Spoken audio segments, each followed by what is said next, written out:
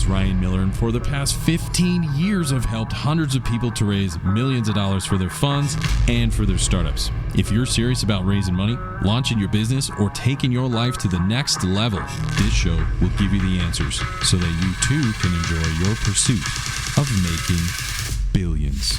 Let's get into it. In this week's episode, I bring on my dear friend Craig Cecellio. Craig is the founder and CEO of an estimated $100 million fund known as diversifund.com. Join Craig and me as we cover how he is bringing those juicy private investments traditionally reserved for the mega rich out of obscurity and into the mainstream for all investors to enjoy, including me and you. You don't want to miss it. Plus, Craig walks you through his deep wisdom on starting a business and scaling it while still making sure you take care of yourself along the way, giving us all the discipline and insights we need in our pursuit of making billions. Here we go. Hey, welcome to another episode of Making Billions. I'm your host, Ryan Miller. Today I have my dear friend Craig Cecellio. Craig is the founder and CEO of diversifund.com. It's an estimated $100 million network of funds that brings real estate investing to the everyday investor for a little as $500. This guy's breaking through. He's smashing barriers for investments that are traditionally reserved for the highly profitable, mega rich people. He's now bringing those through DiversiFund. He's bringing these investments to the everyday investor. So we're going to bring him on the show. He's going to talk about everything that he's done, how he's gotten to where he's gotten to, and then we're gonna finish off on some of those tasty tips that he's going to give us in the end, man. So, Craig, man, welcome to the show, brother. Hey, thanks for having me, Ryan. Appreciate it. Yeah, thanks for being here, man. So, we've gotten to know each other a little bit, and man, I am so impressed in what you're doing. You and I are certainly kindred spirits. We are very anti-poverty, and we're trying to kind of break down those walls that, traditionally compliance, this is not, I know Wall Street and investors kind of get the bad rap, but it's really, we're just following the rules that have been set out. And based on those rules, traditionally, it's kept a lot of people out of these highly profitable investments. Some of these people, the people that need them the most, can't get into these things. And in fact, even worse, they don't even know about them, but You're changing all that. So before we get into how you're changing that, which you're going to want to hang in there, everybody, this is a really cool thing that he's building. I think of fans around the world just want to know, like, how did you start? Like, you're a regular guy, middle class home, and then you just, boom, you took off and you're really making waves in the investor market. So where did it all begin for you? Well, I always say it kind of began in childhood, way, way, way back. And it kind of growing up, it's really a working class family. Mother was a school teacher. Father was in retail. A lot of dinner table talk. And it's a lot of frustration that came from my father. We lived in a very affluent area, but we were kind of working class. So maybe he felt insecure about that fact that he wasn't had as good as everyone else. He always talked about these dreams, but he never did anything. And as being a kid, I was kind of a little bit aware of things. And I remember one day we had this kind of argument at the table. He was complaining about money and his job and his bosses again. And I'm just like, why don't you do something about it? I don't get it. And luckily he sat at the other end of the table so he couldn't strangle me like in The Simpsons, Bart. And my mom was right next to me. So yeah, unfortunately my brother was to the other side. But that's another story. And so I would say one day he's like, what do you think? Money grows on trees? And so I kind of buried a dollar bill in the backyard. I watered it a couple nights and I said, I guess not. And I could just see him like the fumes coming out of his, of his face when I did that. But it was kind of like, that was kind of really sat with me. It's like, why didn't he take any action? Why didn't he do anything about it? And at an early age, I took it. That's the way I took it. It's like, I took it as like, I'm going to do something about it. Whether it was Freudian in some manner, it's like, hey, my dad felt bullied by the world and I'm going to go attack the world, the big bully, and do something about it. But I think that was ingrained at a very early age. And that was the first kind of steps that I kind of took into that direction. And the rest is just kind of the journey I took and I think all circumstance, because I always knew this is what I was supposed to do in life, was kind of really be an entrepreneur and do something different. Yeah. And you went to, so then you grew up as a kid and you're like, some few things that you look back now and say, I didn't agree with it, but I honor that moment because it gave me kind of the marbles you needed to move your career in the direction that you have now. But, during that time, as you started to kind of come into your own, I think you mentioned that you came into real estate. Your first exposure was like, you felt like, I think you're about 18. You wanted to buy a condo. Tell me about a little bit about how that went for you. Yeah, I think I kind of got aware of it when I went to college. And so I was fortunate that my parents were able to put me into a school. They worked hard to do that, put me into a good, nice high school. Sure. It was a private school. Yeah. The schools that you see kind of online, how it was, or you see in the movies, that's how it was. It was kind of strict and stuff, but gave me a really good foundation with things, taught me how to be a good test taker and learn and give me those basic skills. So I wanted to go west, and so I got as far as Colorado.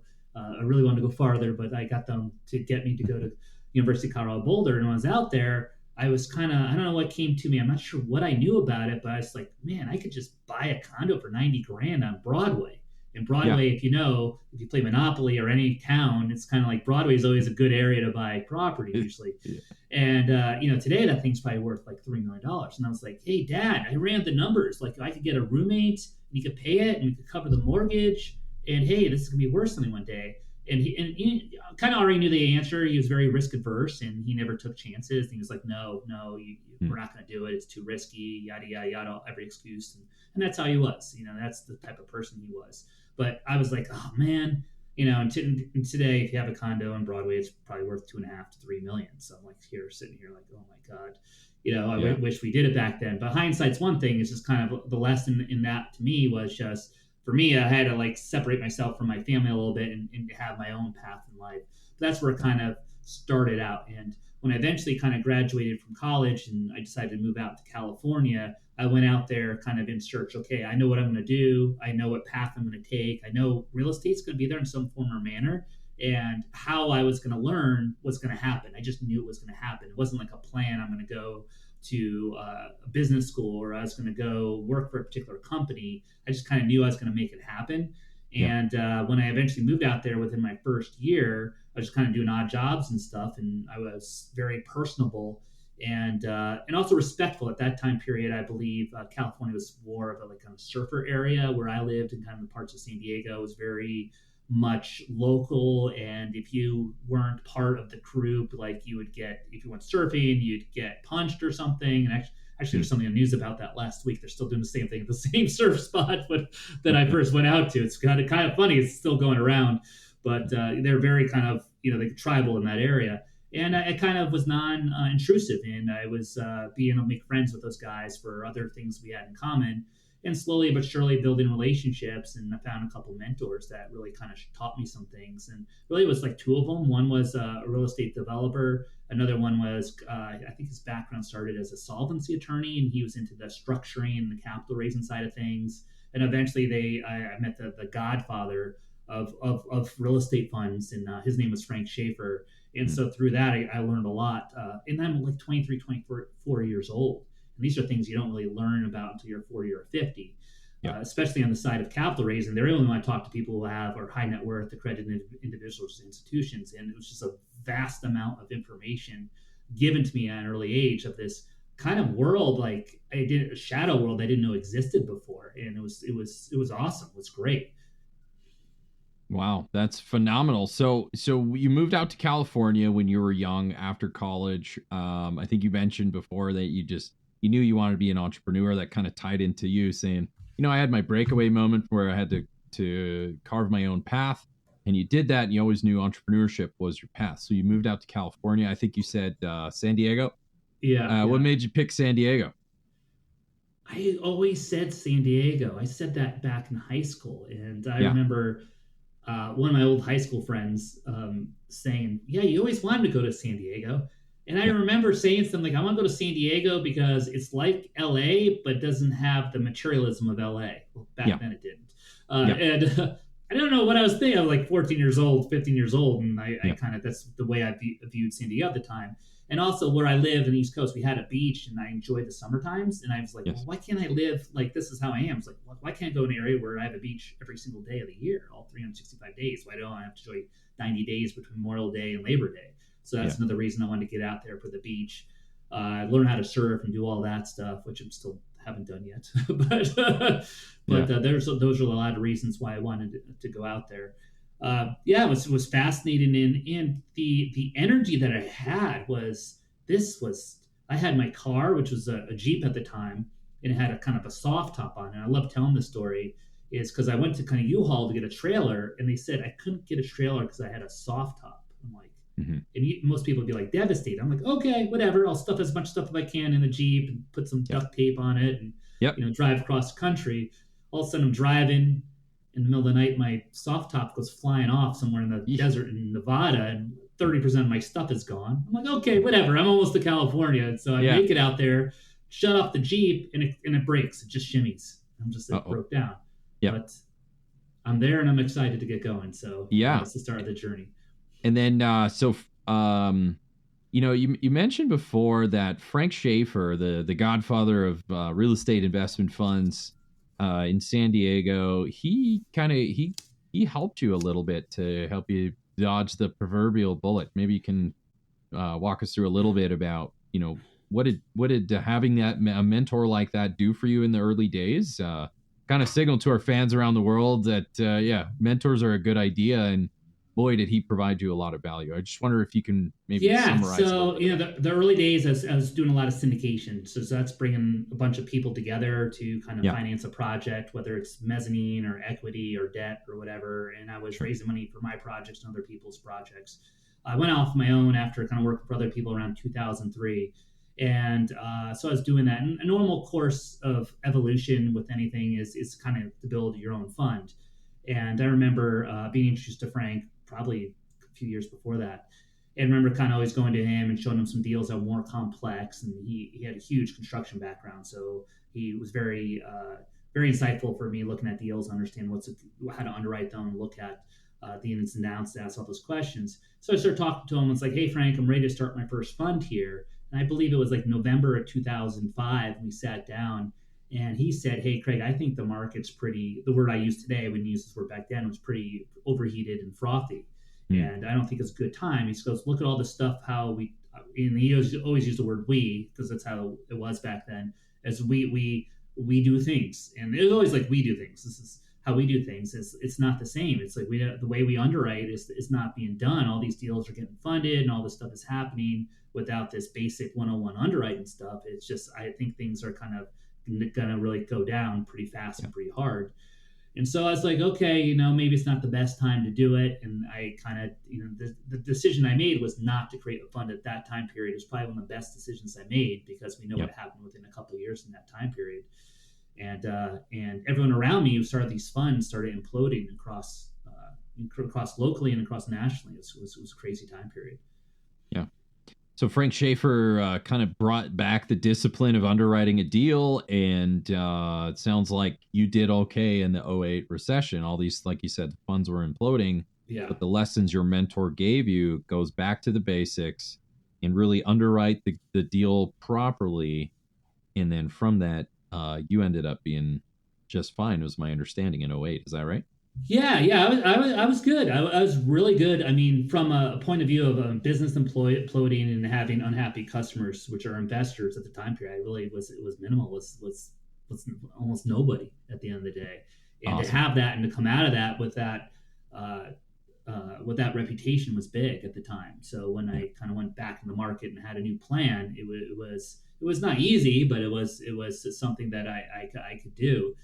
And I'm thankful. I'm thankful for that decision. I'm thankful for that conversation, and especially seeing all the people around me implode and seeing people lose a lot of money. That was a tough time period, and it was hard because like I had investors and people who invest with me lose money in these other funds, because if you lived back then, everyone was kind of investing in multiple instruments and funds, and they got hammered. So it was tough. People were in a tough situation at that point in time.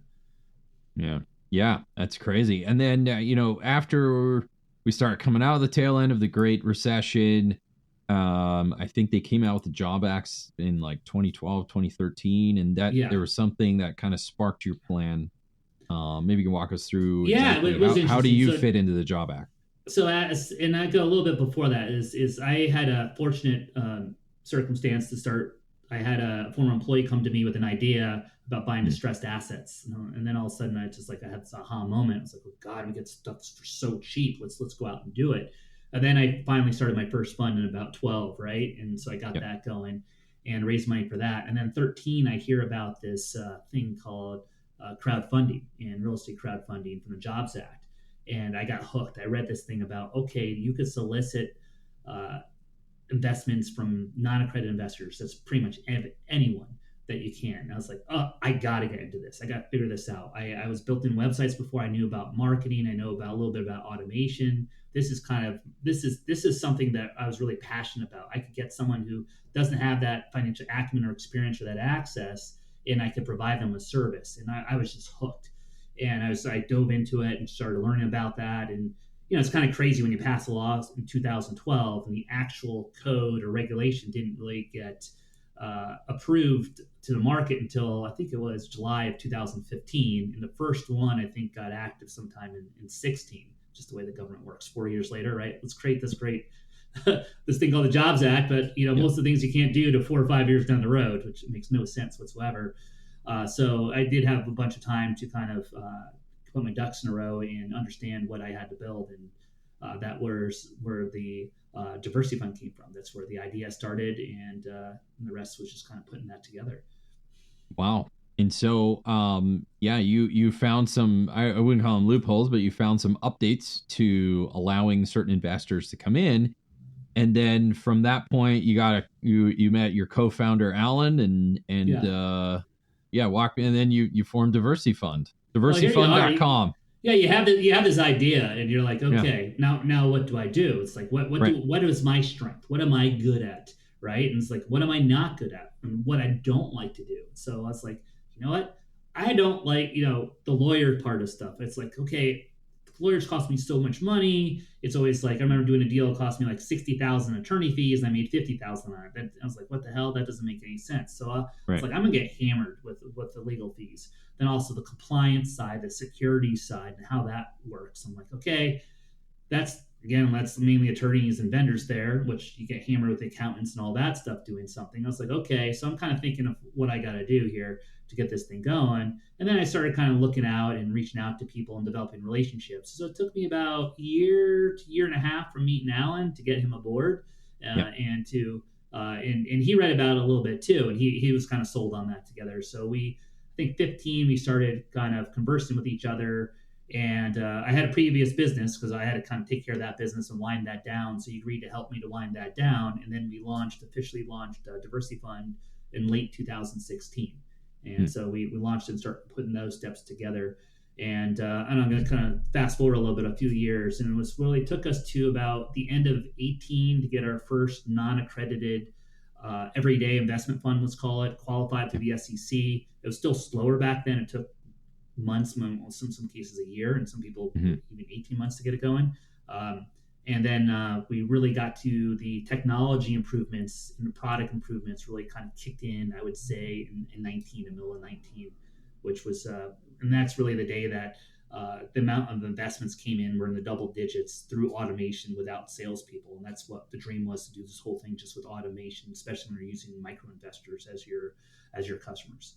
Yeah, I love it. So, you mentioned to me offline that diversityfund.com provides access to wealth building opportunities.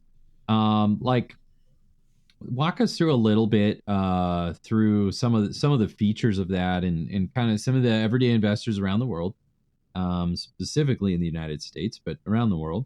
Maybe walk us through a little bit about what's up with that. Why is it different? What's going on? What can they expect by investing through Diversity Fund versus, say, a regular traditional investment? Yeah, I mean, I always like to talk about awareness and education and that stuff, and part of me feels like it's a little bit of ed tech with it because there's so much education. So you have this whole group of people in the U.S., and if you look at it, it's between 18 and 65, and the percentage of the population that is not, is non-accredited. There's about 11 or 12% that are accredited. So that's like 90% of everyone else. You're talking about 100 to 200 million people out there. So that's your addressable market. And then you have different stages there. You got some people, some high knowledge, and some people with some basic knowledge, and some people with no knowledge whatsoever. So you have to design this product that they can all understand. So first of all, it's like in the early stages, you're kind of marketing to people who kind of understand it a little bit. So you just want to, so they're the ones who are going to convert a little bit more and come across your platform a little more, a little easy to get them aboard your platform because they understand the asset itself and how it works. And as you kind of grow it out, you're adding a lot of components and adding a lot of education. And there's also not just the education, it's the awareness. How do you get that kind of word out there? And what is this? I'm investing into what? It's private markets. Hey, what's a growth investment? How's this work? And there's a lot of kind of moving parts there. And and we went out and we started doing that, putting all those pieces together. It was a pretty amazing journey. And you start out with 1, 2, and then you get 100, and then all of a sudden, we're pre-pandemic, we're like at 2,000, and post-pandemic, we're like close to 30,000 right now with our 30,000 accounts. Yeah, these are 30,000. These are customers. We have over 500,000 accounts, people that have active accounts with us. So these are people who actually invested dollars into it. So it's been quite. So we obviously have product market fit here, and going back to what I was saying of how it kind of built it out it's a little bit of a leap of faith to get there. Is putting some money in on the marketing side to get there, and really kind of learning and how we create a narrative to people so they can really understand what this investment's about, how it works, what's the asset class we're putting their money into. And unfortunate for us, it's been working out pretty well. Yeah, no, I would agree. Right. So, when you're pushing around, when you're skating around 100 million AUM, I would say you're doing just fine. And you're just getting started, man. So, so you're saying, some of the things that differ from just a traditional investment or syndication or whatever is get a lot of education, right? And again, there's been such a walled garden on these high yield investments that are reserved just for the mega rich, just to help them get wealthier. I mean, I'm overly simplifying, but that would be the experience of the non-accredited investor standing on the outside of the walled garden and say, well, what about me? So you're saying, well, no, you haven't been forgotten about. At least at Diversity Fund, you have not been forgotten about.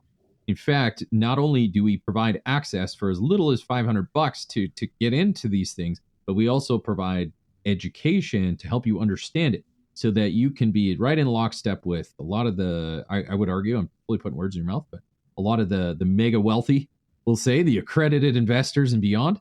You help to bring that world down to the everyday investor. So, and then the assets that people are investing in, is it is it real estate only? Is it like what is it that people's so I'll go a little back. Like I like to say, the what the 1% does, the 99% should have the same opportunity, because that's what kind of American dream is about. It's about having the opportunity to build wealth. So let's level that playing field. And so to the asset itself, so we're like, okay, what should we choose and how should we choose that and all that stuff. And going in, I think this is where our background, with my co-founder's background, my background, we almost got distracted, but we chose the right asset. We want to do something that was like institutional quality, but something that we could purchase and be able to kind of get those assets. So we chose multifamily kind of value add real estate as our primary product. Let's just go for sake of this conversation. I'll be very kind of narrow, about 200 units. We're looking at more of a kind of a B, where you can do light renovations, not heavy. There's always kind of great shades of gray with stuff, but light renovations or quick turnarounds, mostly filled with 1 or 2 year leases that we're going in, we're buying them distressed, and they're distressed for many reasons. We could dig into that. And in looking at where you are in the market and what markets are hot and not, and really kind of chasing yield in those markets. And historically, these assets outperform the stock market and the S&P, and that's where we wanted to be, doing something that, hey, giving people a private market asset class that they could kind of understand, that's tangible. That was kind of like one of the big things going in, because a lot of things, like you talk about private equity, I talked about oil and gas and all these things. This is like way over people's heads. And we want to get something tangible that they can really understand to get them involved with this. And this is kind of like the entry level kind of investment for all alternative investments. And and then kind of building out, getting a lot of going back and forth with the customer so we can really improve their journey. And I call it their financial journey at the end of the day. It's like, hey, everyone wants something that's specific to themselves. So how do we create this journey for our customers, this financial journey for the customers, to help them on their own wealth building journey, their own financial journey for themselves? So around that, we started building tools, and we're consistently always building tools for them. Yeah, incredible. So high yield investments, and they get access to deals that normally they would have been kept out of. You get flooded with education resources. I mean, you guys already have, like, I think, what did you say, 30,000 or early, or close to close to 100,000? 30,000, close to 70,000 transactions, and counting.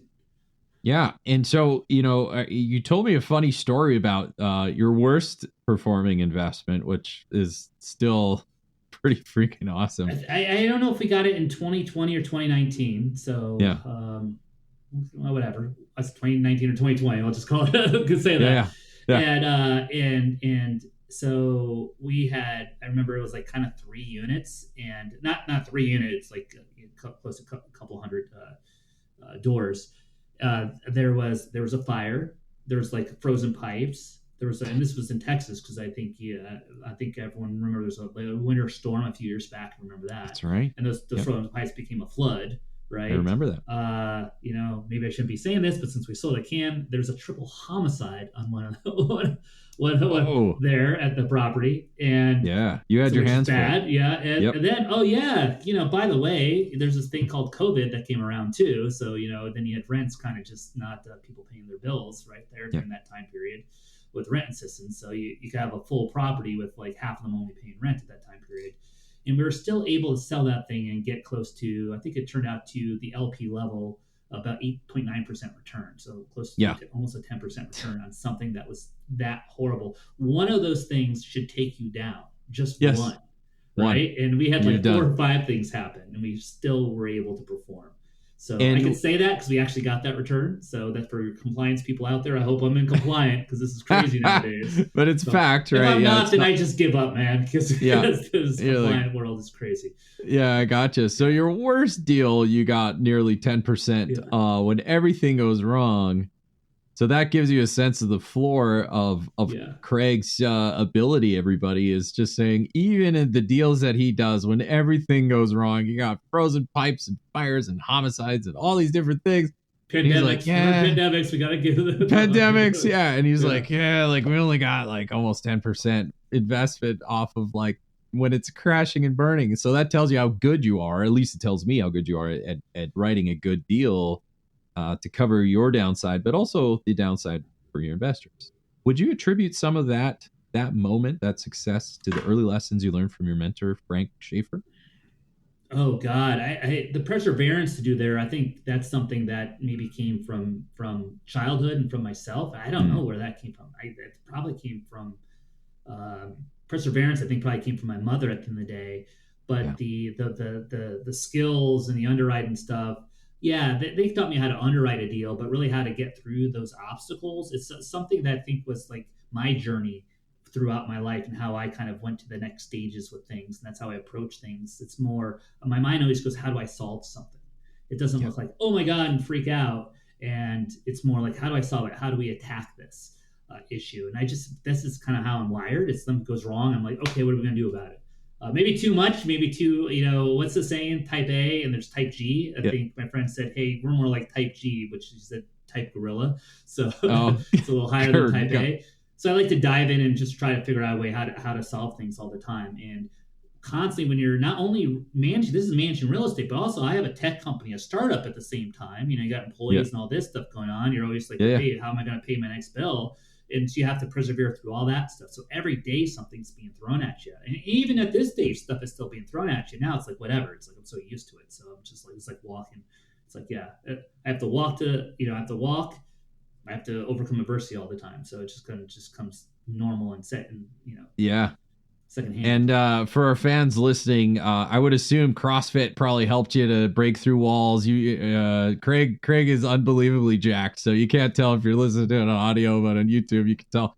Pretty healthy guy, right? Health matters. It matters to me. I mean, all jokes aside, it's pretty important. But we'll get into those. So as we round third base and we're just kind of wrapping it up, what are some of those takeaways for our fans around the world? That, I mean, we literally are in every country around the planet. What are some of those takeaways? I mean, there's some people that are praying to God to talk to a guy like you, and this is their moment. Someone like that, what would you tell them about some of the takeaways that you've learned on your journey towards making billions? What can you share with people around the world? we always talk about as a kid, it's like your dreams, like going big. And for some reason, I think society naturally just, at least where I grew up, was kind of like, you can't do this, you can't do this, you can't do that. So my saying is go big. You only have one life to live. You might as well go big. And Yes. so go big, go try that dream out. What's the worst thing that could happen? And then, but by doing that, I don't consider it failing. You're doing something. And so by doing something, what happens, you get the feedback, and that's where the learning comes in. And then if you really look at that as learning, that's where the growth comes. So it's like do, and I have a saying, do, learn, grow. And then repeat, rinse, do it again and again and again. That's where it happens. So a lot of people have great ideas, and I've talked to so many people, and they just don't, they're like, well, I should do this. Or, that person who's like goes and he puts together like every which way something could go wrong, and puts this elaborate spreadsheet together, and before they do it, it's like, hey, just do it. Just get out there and start doing it, right? You got to get out there and start doing things so you can learn. And that's what I got to say to people is, hey, you have a great idea. Just you have that power within yourself to make it happen. So take that first step and just do it. And really kind of looking in, it's not the external world, because it's kind of crazy out there, but it's internal world. It's like, hey, have that belief in yourself that you can do it. And understand the stories of how everyone has done it before. That can motivate you. So I always like, hey, listen to your podcast or read this book, because you'll hear stories of people who have maybe a worse condition than you had in life, and they were able to do it. So that means you have the potential to do it as well. Awesome.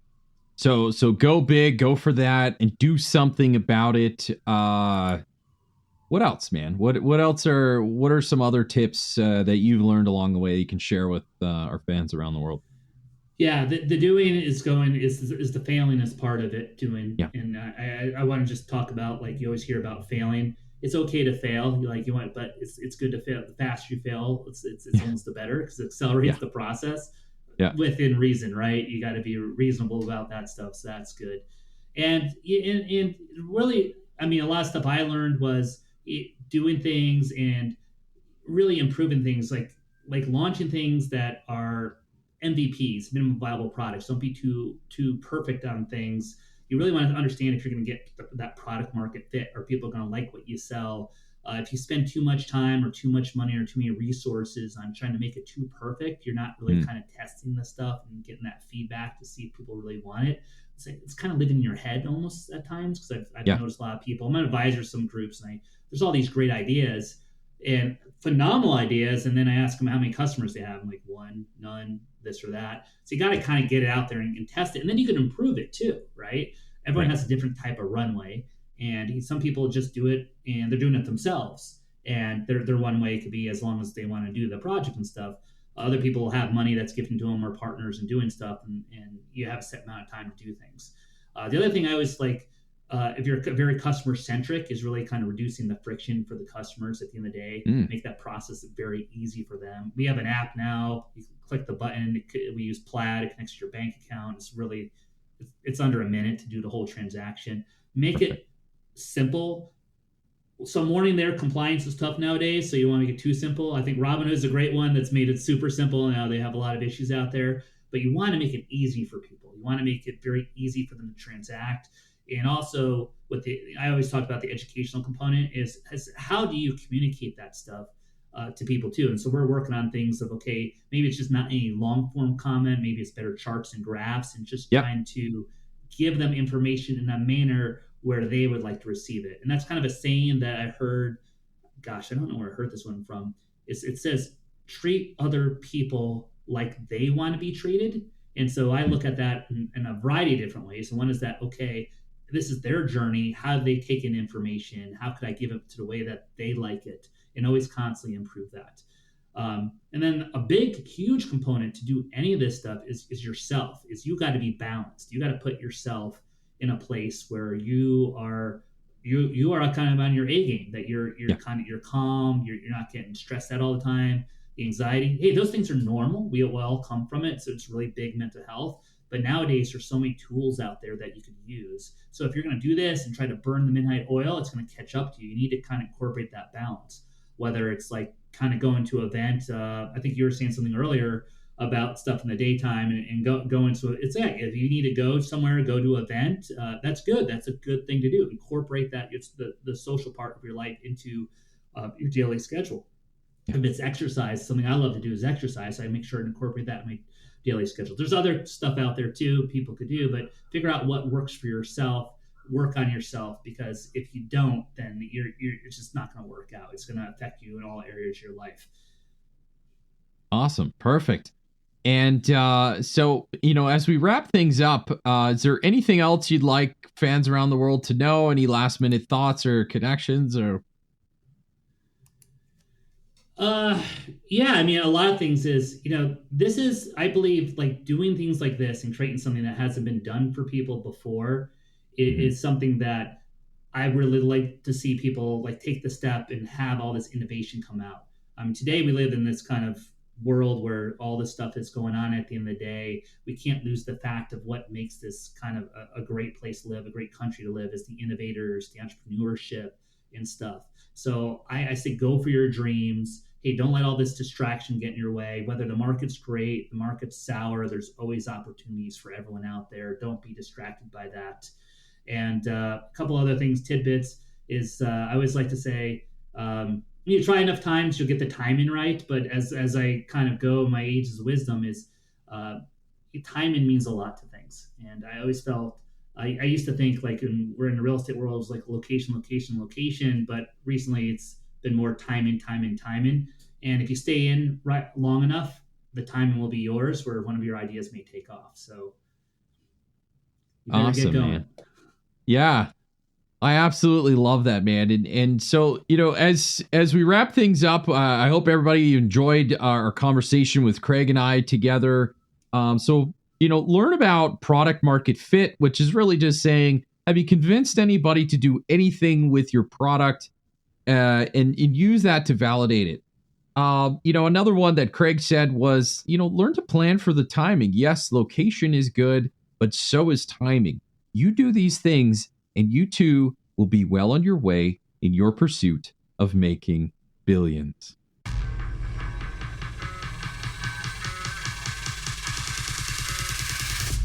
Wow, what a show. I hope you enjoyed this episode as much as I did.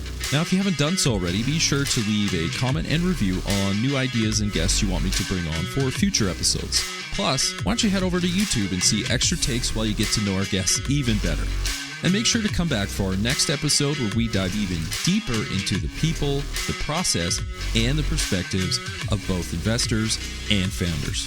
Until then, my friends, stay hungry, focus on your goals, and keep grinding towards your dream of making billions.